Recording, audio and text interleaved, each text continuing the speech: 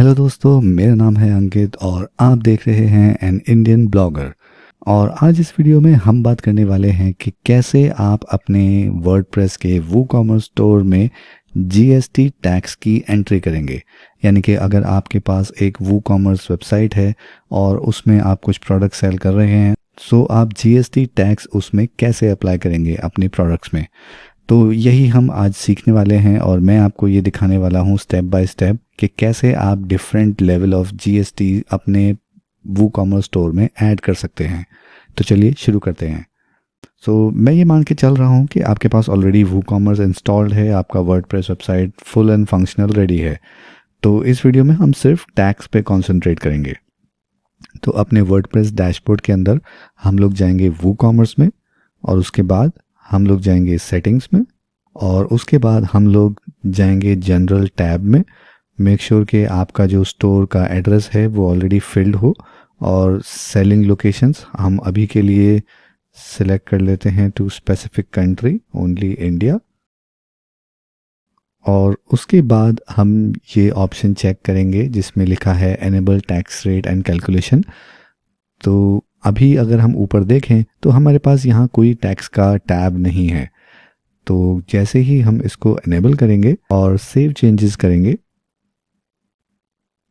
हम देख सकते हैं कि यहाँ पर हमको एक टैक्स का टैब अब दिख रहा है। तो यहाँ पे टैक्स पे हम लोग क्लिक करेंगे, और उसके बाद हम लोगों को ये चेक करना है कि क्या आप जो टैक्स है वो आप अपने प्रोडक्ट के साथ इंक्लूड करके डिस्प्ले कर रहे हैं, या आप टैक्स अलग से ऐड करेंगे जब कोई भी कस्टमर आपकी वेबसाइट पे चेकआउट करेगा। जनरली जो तरीका है वो ये है कि आप जो प्रोडक्ट अपनी वेबसाइट पे ऐड कर रहे हैं वो बिना टैक्स के ऐड करें। तो यहाँ पे मैं सिलेक्ट करूँगा no, I will enter price exclusive of tax and calculate tax based on customer shipping address. So जो कस्टमर है वो कहाँ से शॉपिंग कर रहा है उसके हिसाब से टैक्स लगाया जाएगा, यानी कि जीएसटी लगाया जाएगा अगर हम इंडिया के पर्सपेक्टिव में बात करें। तो उसके बाद हम लोगों को ये एक ऑप्शन मिलता है additional tax classes. By default reduced rate और ज़ीरो रेट वूकॉमर्स में ऐड होके आता है, बट हमको यहाँ पे एंटर करना है और जीएसटी 10, और मान लीजिए हम एंटर करेंगे जीएसटी 12। तो ये दो टैक्स क्लासेस हम लोग बनाएंगे, और ये टैक्स क्लासेस क्या हैं ये अभी थोड़ी देर में आपको समझ में आ जाएगा। तो जीएसटी टैक्स क्लासेस तब अप्लाई होगी जब हमें किसी प्रोडक्ट पे 10% जीएसटी लगाना है, और जीएसटी 12 तब अप्लाई होगी क्लास जब हमें किसी प्रोडक्ट के ऊपर 12% जीएसटी लगाना है। तो ये काम कैसे करेगा वो मैं अभी आपको समझाता हूँ। उसके बाद हम लोग सेव चेंजेस पे क्लिक कर देंगे, और जैसे ही हम यहाँ सेव करते हैं उसके बाद आप देख सकते हैं कि यहाँ पे हमारे पास जीएसटी 10 रेट्स और जीएसटी 12 रेट्स का ऑप्शन एनेबल हो गया है। तो फॉर जीएसटी 10 रेट्स के लिए जब हमको एंट्री करनी है तो हम जीएसटी 10 रेट्स पे जाएंगे, और यहाँ फ़िलहाल हमें कुछ नहीं दिख रहा है तो हम उसकी एंट्री यहाँ से स्टार्ट करेंगे। अगर आप जीएसटी के लिए थोड़ा नए हैं तो मैं आपको एक शॉर्ट समरी दे देता हूँ कि ये जीएसटी इंडिया में काम कैसे कर रहा है। मान लीजिए आपका स्टोर दिल्ली में है। अब दिल्ली से आप जो प्रोडक्ट सेल कर रहे हैं उस पर जीएसटी लगेगा, और ये जीएसटी दो जगह डिवाइड होगा। एक जो जाएगा सेंट्रल गवर्नमेंट को, मान लीजिए हम उसको कहते हैं सीजी, और दूसरा टैक्स जाएगा स्टेट गवर्नमेंट को। अब इसमें भी दो सिनेरियो हैं कि मान लीजिए आपका जो कस्टमर है वो भी दिल्ली से है, तो जो जीएसटी आपके सेल पे लगेगा उसका आधा जाएगा सेंट्रल गवर्नमेंट को और आधा जाएगा स्टेट गवर्नमेंट को, यानी कि इस केस में दिल्ली गवर्नमेंट को। अब मान लीजिए कि आपका स्टोर तो दिल्ली में है और आधा टैक्स आपका सेल के बाद जाएगा सेंट्रल गवर्नमेंट को, और अगर आपका कस्टमर दिल्ली के बाहर का है तो आधा टैक्स जाएगा दूसरी स्टेट की गवर्नमेंट को जहां से परचेज हुई है। फॉर एग्जांपल अगर महाराष्ट्र से हुई है, तो अगर आपका कस्टमर महाराष्ट्र से परचेज कर रहा है तो आधा जीएसटी जाएगा सेंट्रल गवर्नमेंट को और आधा जीएसटी जाएगा महाराष्ट्र गवर्नमेंट को। तो इस तरह से दोनों केसेस में हमको ये याद रखना है कि सेंट्रल गवर्नमेंट को तो आधा टैक्स जाना ही जाना है। हमें ये चेक करना है कि सेल जो है वो सेम स्टेट में हुई है या डिफरेंट स्टेट में हुई है। अब इसकी एंट्री कैसे करनी है वो हम देखते हैं। तो हम यहाँ वापस अपने डैशबोर्ड में आते हैं और यहाँ पे GST 10 के लिए हम इंसर्ट रो करेंगे कंट्री कोड, क्योंकि हम इंडिया की एंट्री कर रहे हैं तो कंट्री कोड इंडिया के लिए IN लिखेंगे। स्टेट, पोस्टल कोड, सिटी आपको ब्लैंक छोड़ देना है। रेट, क्योंकि हम GST 10 की एंट्री कर रहे हैं तो हम यहाँ 5% डालेंगे और ये टैक्स नेम हम डालेंगे CGST यानी कि सेंट्रल GST, जो कि जाएगा सेंट्रल गवर्नमेंट को। और यहाँ से शिपिंग से हम ये टिक मार्क हटाएंगे क्योंकि हमको शिपिंग पे कोई टैक्स नहीं लगाना है। उसके बाद हम एक न्यू रो ऐड करेंगे और वंस अगेन कंट्री कोड डालेंगे इंडिया, स्टेट कोड डालेंगे जहाँ पे आपका स्टोर है। इस एग्जाम्पल के लिए हमने जो हमारा स्टोर का एड्रेस है वो दिल्ली का लिया हुआ है। तो अगर हम यहाँ जनरल टैब में जाएं तो आप देख सकते हैं कि हमने जो सिटी है वो दिल्ली सिलेक्ट किया हुआ है और country state India Delhi select किया हुआ है। जहाँ का भी आपका स्टोर है किसी भी स्टेट में, सेकेंड लाइन में आप उसकी एंट्री करेंगे। तो कंट्री कोड इंडिया सिलेक्ट किया, दिल्ली के लिए DL, अगर आपका स्टोर महाराष्ट्र में है तो MH, अगर आपका स्टोर गुजरात में है तो GJ। ये कोड आपको आसानी से ऑनलाइन मिल जाएंगे। मैं एक लिंक भी डिस्क्रिप्शन में डाल दूंगा जहाँ से आप ये कोड आसानी से कॉपी पेस्ट कर सकते हैं। तो हमारे लिए DL जो है स्टेट कोड रहेगा क्योंकि हमारा स्टोर दिल्ली बेस्ड है। और पोस्टल कोड अभी हम खाली छोड़ेंगे, सिटी खाली छोड़ देंगे और रेट परसेंटेज में हम लिखेंगे 5% और इसके लिए हम लिखेंगे SGST यानी कि ये हमारी स्टेट गवर्नमेंट को टैक्स जाएगा जहाँ पे हमारा स्टोर है। और ये तब वैलिड होगा जब कस्टमर भी हमारा दिल्ली का ही होगा। तो वंस अगेन हम शिपिंग पे ये टिक मार्क हटाएंगे और एक और रो की एंट्री करते हैं कि अगर सेल किसी बाहर के स्टेट से होती है, फॉर एग्जांपल महाराष्ट्र से, तो अगेन 5% हम यहाँ डालेंगे और इसके लिए हम लिखेंगे IGST। अगेन शिपिंग को अनचेक करेंगे। इसी तरह से आपको हर स्टेट और यूनियन टेरिटरी के लिए आपको ये हर रो में एंट्री करनी है। तो हम एक और एंट्री कर लेते हैं INGJ गुजरात और वंस अगेन 5% और IGST और शिपिंग पे से हम ये टिक मार्क हटाएंगे। अब जैसा कि आप देख पा रहे हैं कि यहाँ पहली एंट्री में हमने कोई स्टेट कोड एंटर नहीं किया है और यहाँ पे हमने CGST लिखा है, यहाँ पे हमने SGST लिखा है और बाकी जगह पे IGST लिखा है। तो अब इसको थोड़ा सा समझ लेते हैं। पहली रो में जो एंट्री है वो हमारी सेंट्रल गवर्नमेंट की है, यानी कि अगर हम GST 10 की एंट्री कर रहे हैं तो 10 का आधा 5 यानी कि 5% GST स्टेट गवर्नमेंट को जाना ही जाना है, यानी कि ये जो टैक्स है ये हमेशा अप्लाई होगा। तो इसकी प्रायोरिटी हम 1 रखेंगे, यानी कि परचेज आपके स्टेट से हो रही है या किसी और स्टेट से हो रही है, इससे फ़र्क नहीं पड़ेगा, आपको अपनी सेल का आधा % CGST देना ही देना है सेंट्रल गवर्नमेंट को। ये बात हो रही है 10% GST की। अगर 12 में हम एंट्री कर रहे होते तो यहाँ 6 लिखा जाता, यानी कि 12 का आधा 6%। तो ये तय है कि हर बार ये CGST लगाना ही लगाना है, तो इसकी प्रायोरिटी हम 1 रखेंगे। अब उसके बाद दूसरा केस आता है कि हमारा स्टोर क्योंकि दिल्ली में है और दिल्ली से ही कोई परचेज कर रहा है तो वहाँ पे लगेगा स्टेट GST यानी कि SGST, और वो कितना होगा, बचा हुआ 5%। तो पहला वाला सेंट्रल गवर्नमेंट का तो लगेगा ही लगेगा, उसकी प्रायोरिटी हमने 1 रखी। दूसरा वाला उसकी प्रायोरिटी हम 2 रखेंगे क्योंकि हमें दोनों टैक्स लगाने हैं, एक सेंट्रल गवर्नमेंट का और एक स्टेट गवर्नमेंट का। अब उसके बाद आता है कि स्टेट के बाहर से यानी कि किसी दूसरे स्टेट से अगर परचेजिंग हो रही है, जैसे कि दिल्ली का स्टोर है और परचेजिंग हो रही है महाराष्ट्र से या गुजरात से, तो ऑब्वियसली हमको 5% GST सेंट्रल गवर्नमेंट को देना है और 5% उस स्टेट गवर्नमेंट को देना है जहाँ से परचेज हो रही है। तो हम वहाँ पे 5% लिखेंगे हर रो में और टैक्स नेम में हम लिख देते हैं IGST, ताकि हमें पता रहे कि ये बाहर के स्टेट में सेल हुई है। और इसकी प्रायोरिटी भी हम कर देंगे 2। और उसके अलावा जितने भी स्टेट और यूनियन टेरेटरी आप यहाँ लिखेंगे उसकी एंट्री आप 2 रखेंगे।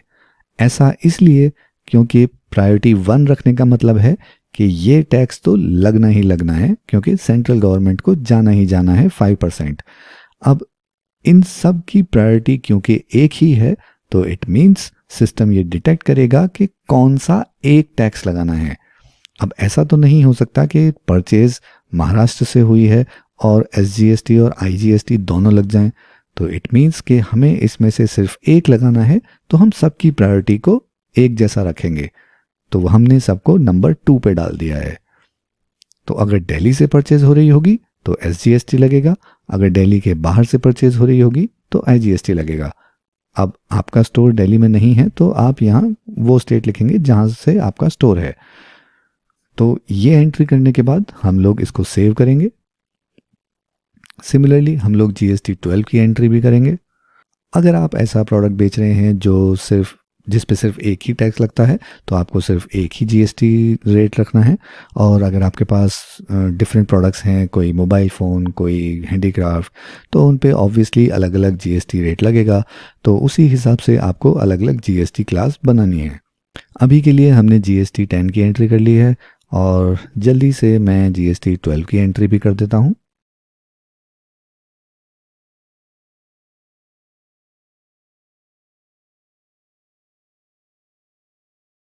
तो हमारे पास जीएसटी 10 क्लास के रेट्स आ गए, जीएसटी 12 क्लास के रेट्स आ गए। अब आपके पास अगर और जीएसटी क्लास के प्रोडक्ट हैं, जैसा कि अगर कोई हैंडीक्राफ्ट है या कोई लग्जरी प्रोडक्ट है, उस पे मान लीजिए 28% लग रहा है, तो आप यहाँ टैक्स ऑप्शन में जाके एक और क्लास एंटर कर देंगे। जैसा कि मैं आपको दिखा देता हूँ कि जीएसटी 12 के साथ आप यहाँ एंटर करके जीएसटी 28 लिखेंगे या फिर एंटर करके जीएसटी 5 भी लिखेंगे और एक नई क्लास क्रिएट हो जाएगी जो कि नज़र आएगी आपको ऊपर यहाँ, और उस पर क्लिक करके आप वहाँ की एंट्री भी कर सकते हैं। बट इस केस में हम सिर्फ 2 ही लेके चलते हैं। तो हमारी दोनों की एंट्री हो चुकी है। अब हमें अपने प्रोडक्ट सेक्शन में जाना है और अपने किसी प्रोडक्ट में इस टैक्स को अप्लाई करना है। तो हम लोग जाएंगे प्रोडक्ट सेक्शन में, ऑल प्रोडक्ट्स, और हम लोग अपने इस प्रोडक्ट को एडिट करेंगे और नीचे स्क्रॉल करने के बाद हमें ऑप्शन दिखेगा टैक्स स्टेटस एज टैक्सेबल, और यहाँ पे हम जीएसटी की क्लास सेलेक्ट करेंगे 10। अगर आपके प्रोडक्ट में जीएसटी 12% लग रहा है तो आप 12 करेंगे, या जो भी आपने क्लास बनाई है वो सिलेक्ट करेंगे। तो इस केस में हम लोग सिलेक्ट करते हैं 10 और उसके बाद इसको करेंगे अपडेट। तो आइए ये प्रोडक्ट को हम फ्रंट एंड में खोल लेते हैं और हम ये प्रोडक्ट पेज पे जाने के बाद इस प्रोडक्ट को कार्ट में ऐड करेंगे और उसके बाद हम कार्ट पे क्लिक करते हैं। तो यहाँ आप देख सकते हैं कि प्रोडक्ट की कॉस्ट है 16 रुपये। उसके बाद सेंट्रल गवर्नमेंट का टैक्स जो कि लगना ही लगना है हर केस में, तो CAGST लगा 0.8 और SGST लगा 8। तो इसको हम प्रोसीड टू चेकआउट करते हैं ताकि हम चेक कर पाएँ डिफरेंट स्टेट्स के लिए। तो प्रोसीड टू चेकआउट, और यहाँ से हम देख सकते हैं स्टेट सिलेक्टेड है दिल्ली, और ये वही स्टेट है जहाँ हमारा स्टोर है। तो इसीलिए पहला टैक्स लगेगा सेंट्रल गवर्नमेंट का CGST और दूसरा टैक्स लगेगा स्टेट गवर्नमेंट का SGST। और मेरी मैथ्स थोड़ी सी कमज़ोर है तो हम लोग चेक कर लेते हैं। 16 का 5% हुआ 0.5, तो जो कि आता है 0.8, यानी कि आधा गया सेंट्रल गवर्नमेंट को और आधा गया स्टेट गवर्नमेंट को, और उसको ऐड करने के बाद हमारा टोटल प्राइस जो आया वो यहाँ डिस्प्ले होगा। अब देखते हैं कि दिल्ली के बाहर से, यानी कि जहाँ हमारा स्टोर है उस स्टेट के बाहर से अगर कोई परचेज करता है तो क्या टैक्स चेंज हो रहा है या नहीं। टैक्स का अमाउंट चेंज नहीं होगा, लेकिन यहाँ पे हमको ये अपडेट होना चाहिए कि ये स्टेट के बाहर सेल हो रही है। तो दिल्ली की जगह हम लोग सिलेक्ट करते हैं महाराष्ट्र, क्योंकि हमने महाराष्ट्र की एंट्री की हुई है। तो अभी आप देख सकते हैं कि जहां हमारा स्टेट है वहां सिलेक्टेड है महाराष्ट्र, और सेंट्रल गवर्नमेंट का CGST लग चुका है ऑलरेडी, और उसके साथ स्टेट गवर्नमेंट टैक्स की जगह अब लगा है इंटर स्टेट जीएसटी, यानी कि आईजीएसटी। तो सीजीएसटी सेंट्रल गवर्नमेंट का हमेशा लगेगा, और उसके बाद हमारा आईजीएसटी लगा है, एसजीएसटी नहीं लगा है। उसके बाद हम लोग वापस दिल्ली सिलेक्ट करते हैं और उसके बाद एंटर करके रिफ्रेश करेंगे तो अब हम वापस देख सकते हैं कि आईजीएसटी की जगह एसजीएसटी हो गया है और स्टेट में हमारा सिलेक्टेड है दिल्ली। तो इस तरह से आपको ये जीएसटी क्लासेस बनानी है और ये जीएसटी क्लासेस बनाने के बाद हर स्टेट का यहाँ पे एंट्री कर देनी है। और अगर आपको ये काम थोड़ा सा लंबा लग रहा है तो इसका एक आसान तरीका ये है कि आप यहाँ पे ये 3-4 एंट्री करें और उसके बाद ये एक्सपोर्ट सीएसवी कर लें। तो उसके बाद हम ये सारी रोज़ को रिमूव कर देंगे और हम ये टैक्स फाइल CSV खोलते हैं और इसमें आप देख सकते हैं कि हमारी सारी एंट्री वापस यहाँ पे आ गई हैं। तो हम यहाँ पर ये एंट्री वापस कर सकते हैं जो थोड़ा आसान हो जाता है एक्सेल में। तो इस तरह से डिफरेंट स्टेट्स और यूनियन टेरिटरी के लिए आप यहाँ एंट्री कर सकते हैं और उसके बाद ये फाइल अपने बैकएंड में अपलोड कर सकते हैं। तो मैं जल्दी से एक फ़ाइल क्रिएट करके आपको बैकएंड में अपलोड करके दिखा देता हूँ।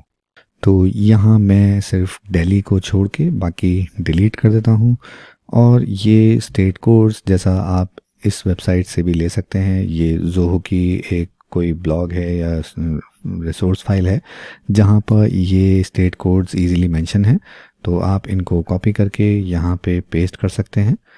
एक नई शीट में इसको पेस्ट करेंगे और उसके बाद यहाँ से दिल्ली वाली लाइन डिलीट कर देते हैं और आप वो रो डिलीट कर देंगे जो आपका बेस स्टेट है। तो हम यहाँ से दिल्ली को डिलीट करते हैं। उसके बाद सारे स्टेट कोड्स को कॉपी कर लेते हैं और उसके बाद पुरानी शीट में वापस आके इन स्टेट कोड्स को पेस्ट कर देते हैं और उसके बाद ये वाले को नीचे तक एक्सटेंड करेंगे और बाकी रोज़ को भी कंट्रोल एक्सटेंड। तो हमारे पास ये पूरी एंट्री हो चुकी है। हमारा सेंट्रल गवर्नमेंट का CGST 5%, प्रायोरिटी 1, GST क्लास 10 और उसके बाद हमारा स्टेट जहाँ का हमारा स्टोर है उसकी GST रेट 5, जहाँ हम लिखेंगे SGST, प्रायोरिटी रहेगी 2 और उसके बाद हमारे बाकी स्टेट्स उनका भी परसेंटेज ऑफ रेट रहेगा 5 क्योंकि GST 10 की एंट्री है। तो वहाँ पे टैक्स नेम में हम लिखेंगे IGST और उसके और साथ में सभी स्टेट्स के लिए हम लोग लिखेंगे IGST और प्रायोरिटी सबकी रखेंगे 2। तो हम ये वाली शीट डिलीट कर देते हैं और जो हमने ये CSV डाउनलोड की है इसको सेव कर लेंगे और वापस अपने वूकॉमर्स के GST 10 रेट्स वाले क्लास में जाके इसको इंपोर्ट कर देते हैं। अपनी फ़ाइल सेलेक्ट करने के बाद हम लोग फ़ाइल अपलोड कर देंगे और 32 रेट्स इंपोर्ट हो गए हैं। तो अब हम जाके इसको चेक कर लेते हैं और जैसा कि आप देख सकते हैं कि यहाँ हमारी सारी एंट्रीज़ हो चुकी हैं। तो कंट्री कोड है इंडिया, स्टेट कोड खाली छोड़ेंगे और टैक्स रेट होगा 5% जो कि होगा सेंट्रल गवर्नमेंट का CGST, प्रायोरिटी रहेगी 1। उसके बाद हमारा जितने भी हैं वो सारे IGST में रहेंगे और दिल्ली वाला हमारा रहेगा SGST में और प्रायोरिटी सबकी रहेगी 2। तो इसी तरह से आप अपनी एंट्री एक्सेल शीट को यूज़ करके इंपोर्ट करके कर सकते हैं और अपने वूकॉमर्स स्टोर में GST का टैक्सेशन अप्लाई कर सकते हैं। तो इस वीडियो में हमने देखा कि किस तरह से हम GST का टैक्स रेट अप्लाई कर सकते हैं अपने वूकॉमर्स स्टोर में। और अगर आप ऐसे और वीडियोस देखना चाहते हैं तो मेक श्योर कि आप इस चैनल को सब्सक्राइब करें और बेल आइकन को क्लिक करना बिल्कुल नहीं भूलें ताकि अगले वीडियो का नोटिफिकेशन आपको मिल सके। और हाँ, अगले वीडियो में मैं आपको बताऊंगा कि किस तरह से आप अपना एक ऑनलाइन ई-कॉमर्स ग्रॉसरी या किराना स्टोर बना सकते हैं वूकॉमर्स में, जिसके लिए हम यूज़ करेंगे फ्री थीम्स और फ्री प्लगइन्स। तो इस वीडियो का वेट कीजिएगा और चैनल को सब्सक्राइब करना बिल्कुल नहीं भूलिएगा। मैं मिलूँगा आपसे अगले वीडियो में।